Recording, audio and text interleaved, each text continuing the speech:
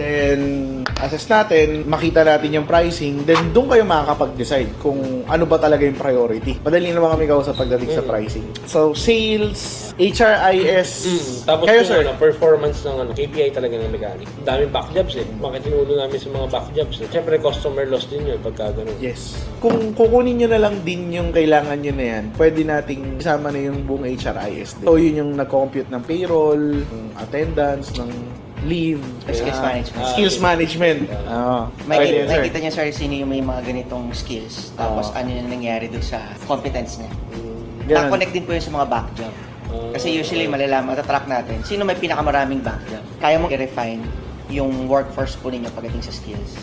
Ang maganda rin po doon, meron pong nagpagawa. Tapos alam natin yung life cycle, change oil na lang. 1 month.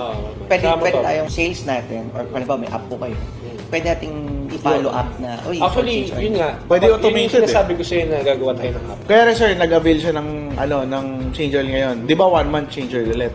So, pwedeng ganito. Pag na-avail tong product na to ngayon, nakaset na siya na after 1 month, magpo-follow up na yun.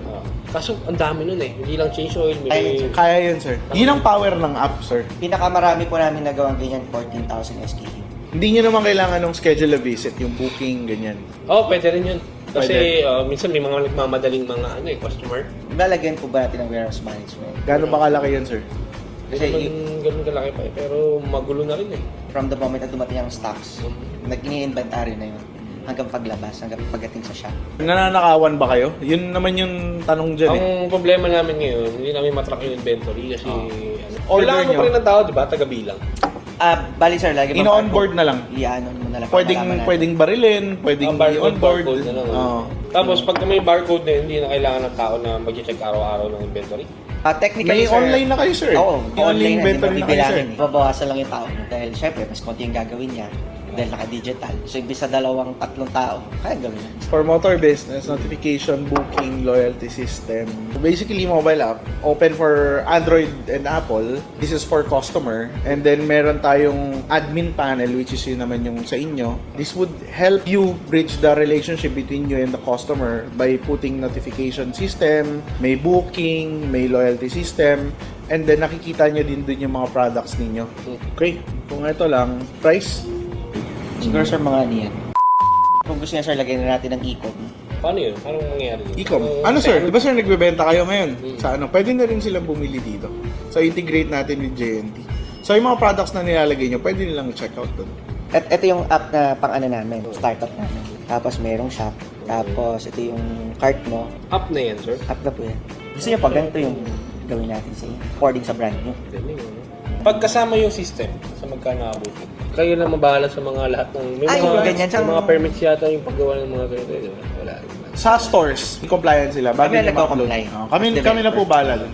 Yung cybersecurity niyan, kasama na rin po yung Configuration, maintenance niyan. compliance. Yan. App Store and Play Store to, no? Available Yes. siya, no? Yung sa mga review, Alalagyan nyo ng review yung mekaniko. Gagawin natin ng mechanic profile. o yun, parang gano'n. Bali, ang mangyayari nun, sir, si Customer Record Management System, may profile si customer.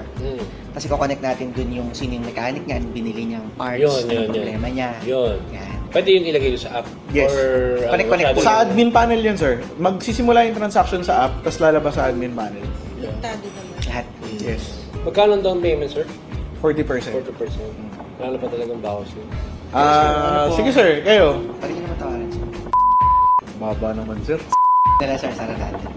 Add namin yung website, add namin yung e-com. For lifetime na yan, no? Sir. Sa inyo yun. Hindi, pero Sandra. hindi mo lang. Baka pwede yung bumalik na lang.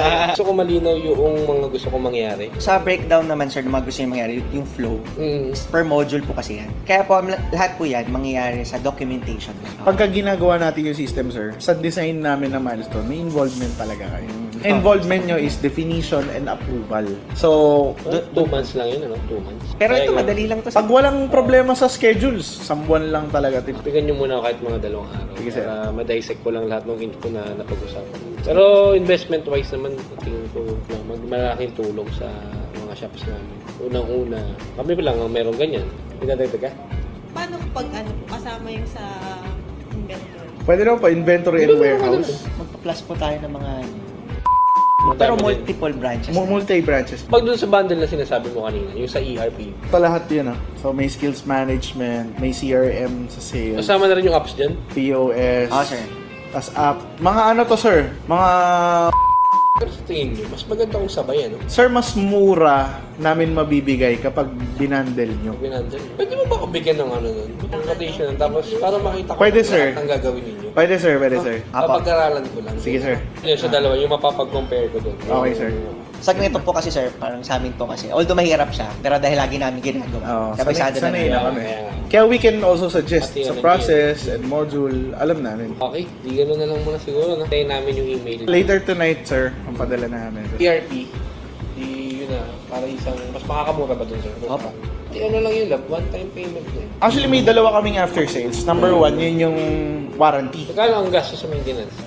Singil namin, sir, per month. Ayun, pagka kinuha namin kayo, gano'n na talaga ang babayaran namin sa inyo. Kami yung IT nyo. IT. So, kaysa mag-hire kayo ng tao na IT, kumpanya yung IT nyo. The difference is end-to-end. So hanggang design. So forward lang tayo ng details. Yes. Sila na bahala. Yes. Parang may IT kayo. Pero, Name nyo nga po ulit, sir. Gerald, Lian, Alex. Thank you, sir. Thank you Okay, po. ma'am. Sa'yo yun. Diyan pa Kim, marami akong gagawin. Parang walo yata yung gagawin ko, Brad. Siyempre. Siyempre. Guys, pag mahal na proposal, sa kanya galing yun. Pag mga mura, mga below, ako yan, no? Hindi, maganda kasi gumawa ng proposal to si Pres, eh. Malupit yung design, eh. So, ayun guys, nakita nyo naman, our client, galing pa sila ng Mindoro. They came here in QC to meet us. At ang ganda ng business nila, no? Actually, ano yun, eh, malaki yun, eh. Yung mga motor na, parts, kahit nga gulong lang pag-usapan natin, no? Malaki yun. Kasi, ano yan, consumable yan, eh. Wear and tear yan, eh. What more, kung marami ka pang parts na, Tas, they are trying to dominate Mindoro. But sounds like they already dominated Mindoro.